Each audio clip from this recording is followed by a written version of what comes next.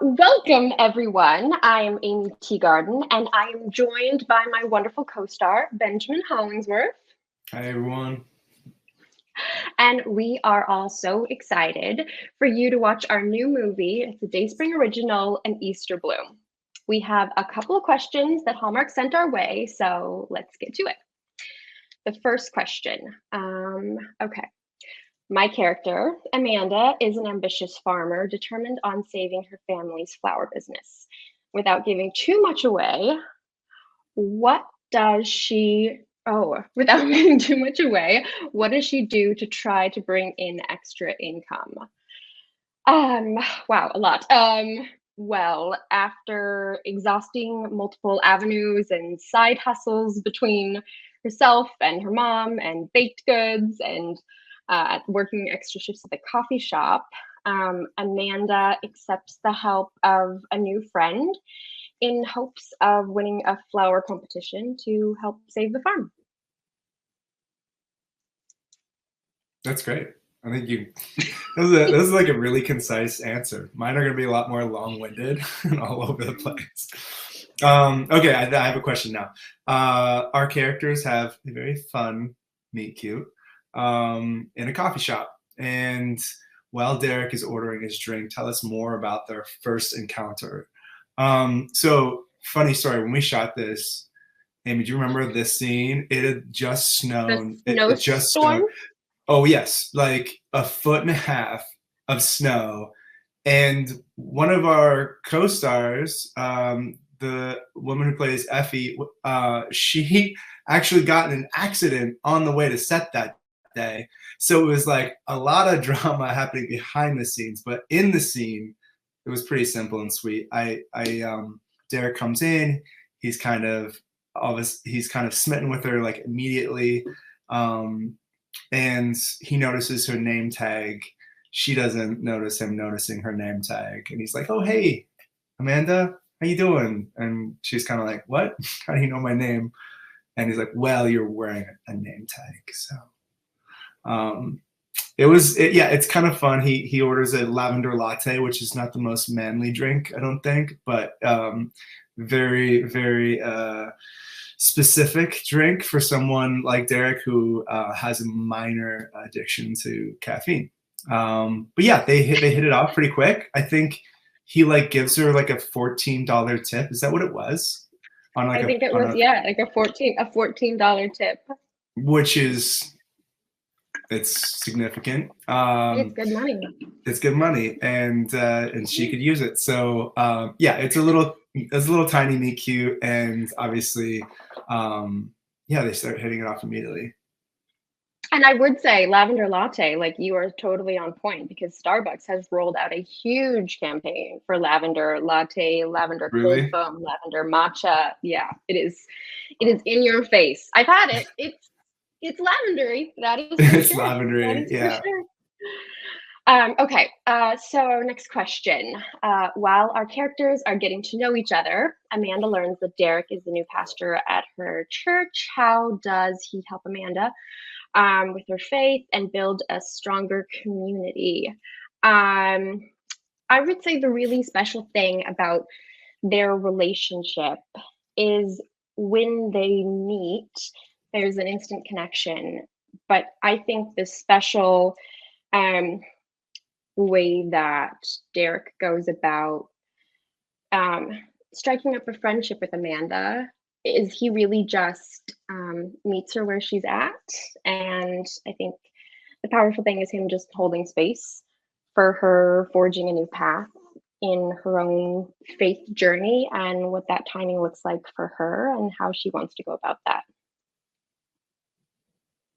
Yeah, I think the like fun part about it is that Derek really doesn't like try and force the matter at all with Amanda. He understands, I think, a little bit of where she's coming from with his past, and he's very open to letting her have her own journey back to her faith. So, which I think is both sweet and considerate.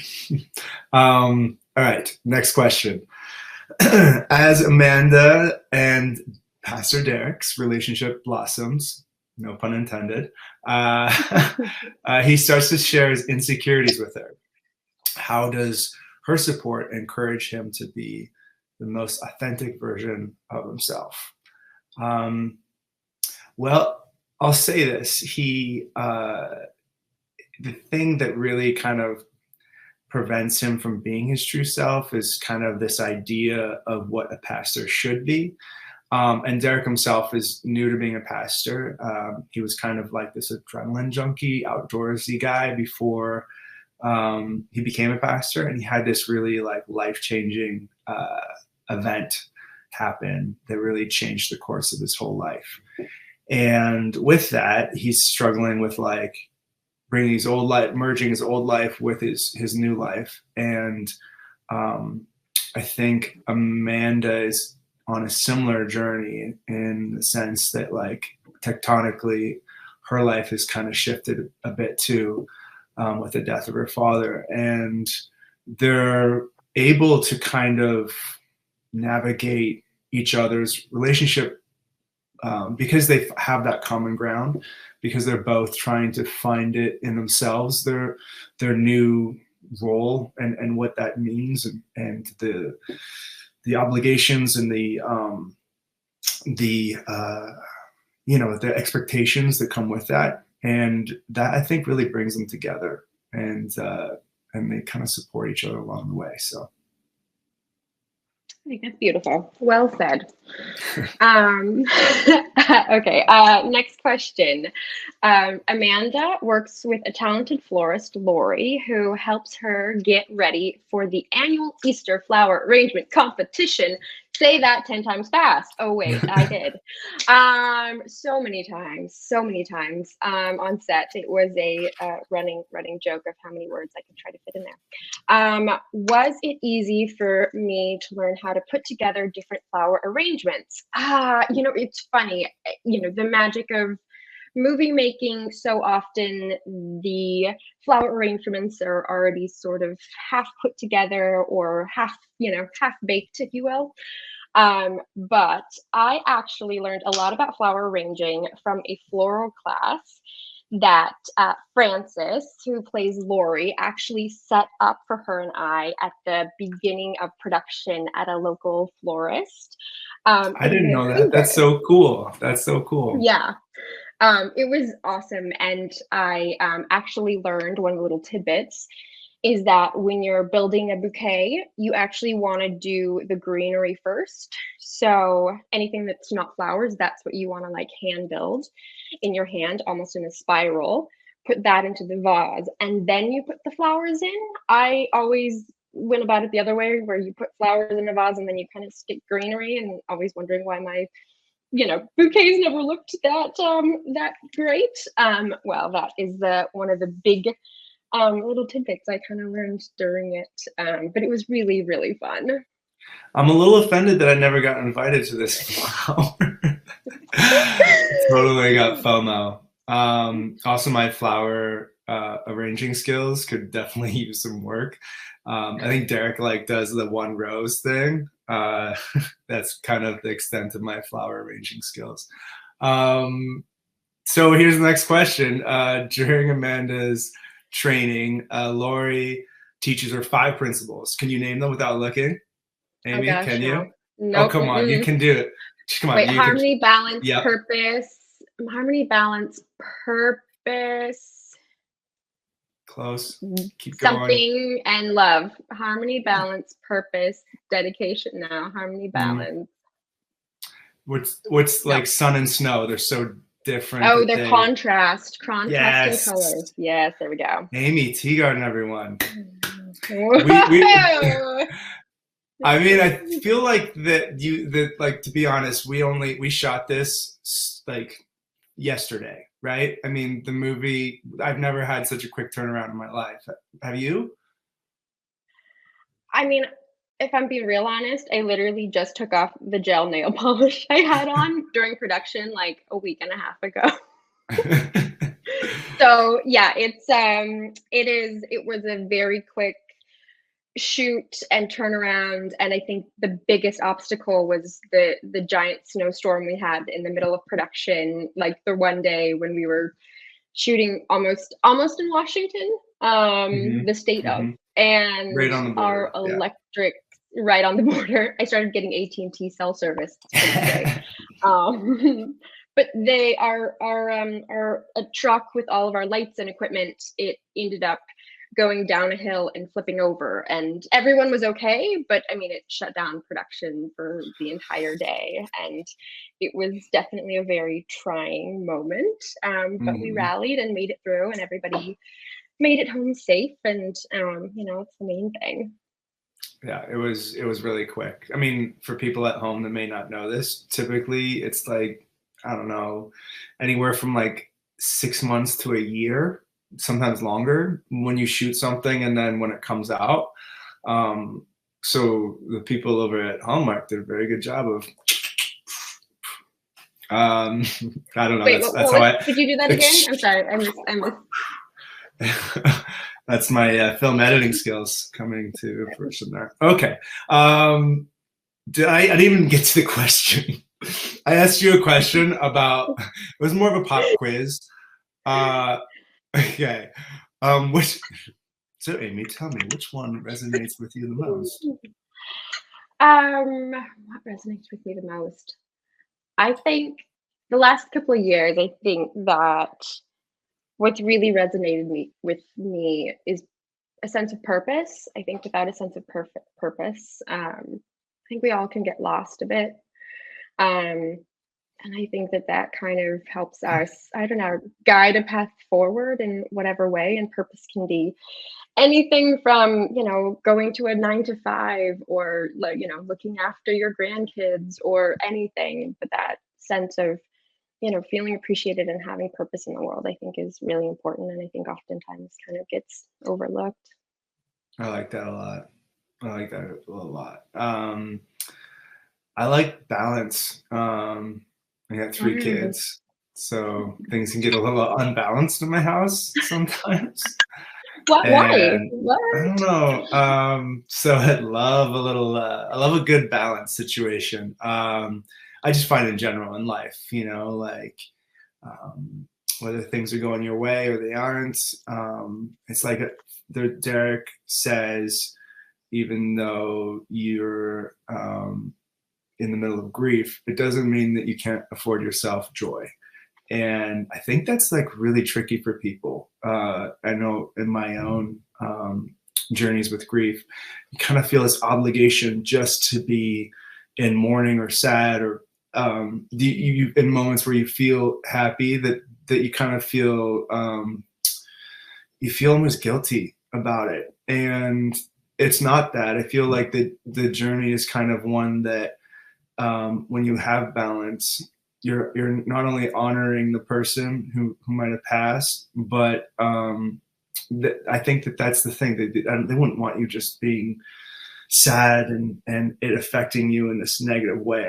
I'm sure that people, even when they pass, really want to have that balance of joy in their life, in the people's lives that are left behind. So yeah, balance for me.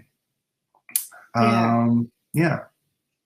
No, I mean, I think that's really significant. The idea of, you know, holding space for two contradictory ideas or emotions, you know, even within the same breath of joy and sadness. And I think that the conversation around grief and death has been so taboo for such a long time that I hope that with this film, also the conversation comes up a lot more about celebrating people's lives and, you know, the that they've left, and being able to talk about it and be there for each other, you know, through the good times and the bad.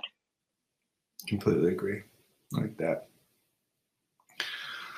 All right. So you? So our characters realize the importance of hope and power in having faith. What message would you like the viewers to take away from our movie? Jeez. Right? I think it we just kind of touched on it a little bit. This is not a movie about grief. However, it is one of the central themes of the movie.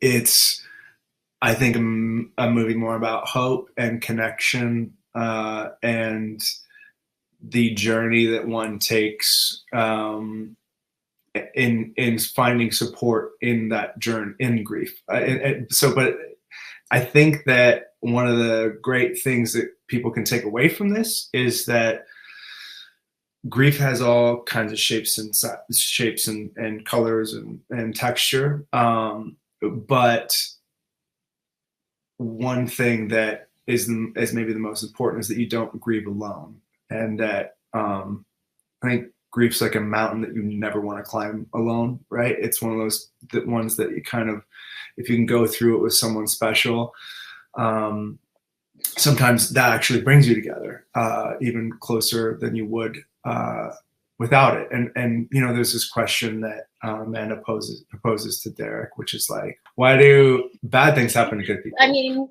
true. That's true. And it's a great question. It's a difficult question. It's one that I think we all ask ourselves sometimes. But I think it's that journey is important. Without that contrast or that balance or that, it's really hard to find the other side of it. And it really, really, truly can bring people together who wouldn't normally have found each other. And those relationships kind of bloom or blossom, or any of the flower terms there, into something new and wonderful too. Yeah. I mean, here's one more analogy and I'll stop. I've just gotten into gardening like a lot of people did during the pandemic. And one of the best things for your garden bed is to let the dead foliage and plants from the previous year decompose into the soil, and it actually fertilizes soil. And so the next bloom and the next harvest is actually using the nutrients from that previous season. And so that out of that death comes something great. And I think that that's kind of a theme in the movie and in Easter too. So yeah, that's my really long, remember I warned you about the long answers? That's mine right there. No, I think it's a great analogy. And then I would just say, like, yeah, I mean, I think that I hope the audiences take away, I don't know, about themes about, you know, connection and the importance of community and embracing people where they're at, and how much it matters to just show up for people, and how beautiful that is. 100%. Yeah. Or, you know, composting and gardening, or just gardening, you know, too. Worm gardening, it's the whole thing. Yeah. Anyway, so wrapping this up, we have a set of rapid fire questions for a game of this or that, inspired by an Easter bloom and spring into love. Benjamin, are you ready for this? I'm ready. Okay, bring it on. Okay. Question 1: Easter egg hunt or Easter egg race? Oh, you know, there's an Easter egg spoiler. There's an Easter egg race in this film, and it's not as fun as it looks. It's challenging, and when you have to do it over and over and over again, it can get messy. And I always have these such fond memories of growing up and looking for Easter eggs all over the house. I had one of 4 kids that my parents raised, and that were just like a mad race to see who could fill up their bucket the quickest. And spoiler alert, my parents acted as the Easter Bunny. I don't want to break anyone's dreams here, but they would hide. Yeah, sorry, Amy, I spoiled it. They would hide Easter eggs in the most insane hiding spots, so that like come like Halloween, we're like, oh, I found an Easter egg in my winter boot. Like what? We'd find them all over the house, like continually for months on end. It was kind of nice, actually. As a kid, I liked it. But they were getting Dedication by those stale. Easter bunnies, man. Yes, they came up with some great things. Okay, that was long answer, right? What's next? Um, I'm gonna say Easter egg hunt because yeah, I mean, growing up with a sibling, you just have that competitive fire that is built in, and being the younger sibling as well, like yeah, it Mm. was madhouse. But we also used to do the parks where we would drive around to the different like parks and rec and just tear up like parks and rec for like the golden, eggs and all the different things. I used to be very, very into that. Easter egg hunts. I wish they had more Easter egg hunts as adults. I feel like that's That should be really a fun. thing. That should be a thing. Yeah. Yeah. Like an Easter egg like hunt at like a restaurant or something where you're looking for like a creme Something or brulee. Like someone a find creme the or like even if they did like an Amazing Race style Easter egg hunt or like one of those if they do the like colleges sort of trivia quiz extravaganza sort of thing, I would be so into it. Next question. Yes. Flower arrangement or Easter basket arrangement? Um, I'm gonna go with flower arrangement because I do Ooh, think, although I can't quite do it myself, I do think like there's something wonderful about someone like hands arranging something for someone. I think it's like kind of personal, and you can get the grocery store version of like the flowers, or you can go to like a boutique flower shop and have someone, or you just do it yourself. You can go to your neighbor's house. No, you can go wherever there's flowers, wildflowers. I mean, my daughter breaks my heart and brings me in like dandelions, and which might be my favorite flower arrangement. But it's all personal, right? So I love that about it. It's like each and every one's a little bit different, and it kind of shows a little bit about that person. So yeah. oh, I'm gonna What I'm about gonna you? go with an Easter basket. I mean, Mm, there's just something about like my grandmother would have these Easter baskets that we'd use every single year, and there's just something about it that like whenever I would see it, like in the off season, it would just give me so much joy. But that's the competitive side, I think, coming out again. Um, Question three: bake cookies or make a latte? mm, baked cookies. Yeah, Ooh, I love baking cookies. I did it when I was really young, but I also come from like a family of bakers. So my dad worked in my grandpa's bakery, and my my great great great grandfather was a baker. He like would during the First World War came to a small little town, and people who couldn't afford like milk or bread, he would go, like if there was just a wife with kid, mom with kids at home, the husband was overseas fighting, he would bring bread and cookies and like milk, and obviously not charge them, and just kind of and I always love that. I love that story that my dad would tell me. It's like generosity, and again, like, who doesn't love a good cookie? I mean, right? I gave up sugar for Lent this year, and I haven't had sugar in 40 plus days. We're getting really close to Easter. wow. And so like a cookie has got my name. I'm gonna make a cookie and write Ben on it. so I can Just in finish like my white Lent journey. sugar, just like putting it Yes, out. just straight Just sugar. sugar. Like, yeah, double the rest.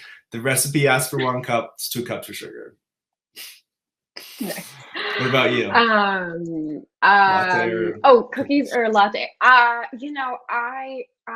a coffee person, and Hmm. so every morning I have like an espresso. I get real real weird about it. Right. No, I remember you Yeah, talking I get about this really with into it. It's Alistair, right? Our on-set photographer. yeah, Yeah. yeah. I just there's something that's very, I don't know, ritualistic about it that I love that like opens my day of just, grinding my own beans and like making my espresso and tamping things down. And I don't know, there's something I really love about it, and talking about like the amount of, people involved in sort of that hand touch of like from the, beans getting picked and deshelled and getting roasted, and the local like bean places. I don't know, there's something about it that I really love, so I'm gonna go with the latte. Yeah, that is my thing. Stroll through the park or go shopping? Uh, um, you know, I don't stroll through the park much. I just don't. Mm, I'm more of a hiker. I guess, can I like tweak it? If it was like I love hiking. I love being out in nature.